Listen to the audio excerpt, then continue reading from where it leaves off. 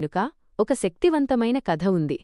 రామాయణ యుద్ధ సమయంలో జరిగిన ఈ ఘట్టం హనుమంతుని పరాక్రమానికి నిదర్శనం. పంచముఖ హనుమ అవతార కథ. రావణుడి కుమారుడు అహిరావణుడు మైరావణుడు పాతాళలోకానికి రాజు. రామలక్ష్మణులను ఎలాగైనా సంహరించాలని రావణుడు అహిరావణుడి సహాయం కోరతాడు.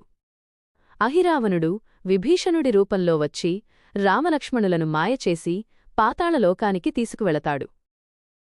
రామలక్ష్మణులను రక్షించడానికి హనుమంతుడు పాతాళలోకానికి వెళతాడు.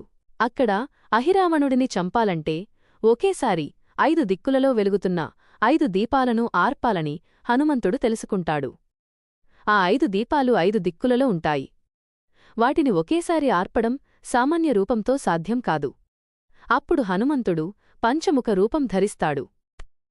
5 ముఖాల విశిష్టత. హనుమంతుడు ధరించిన ఆ 5 రూపాలు ఇవే. 1.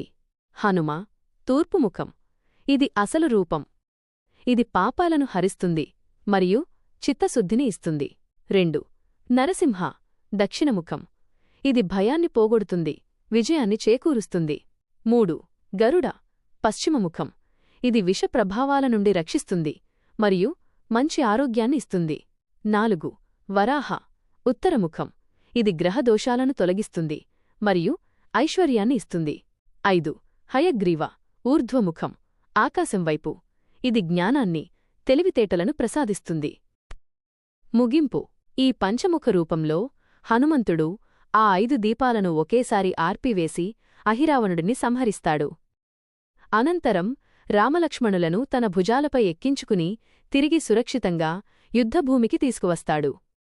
అందుకే పంచముఖ హనుమంతుడిని పూజిస్తే సకల భయాలు తొలగి సర్వకార్యాల్లో విజయం లభిస్తుందని భక్తుల నమ్మకం.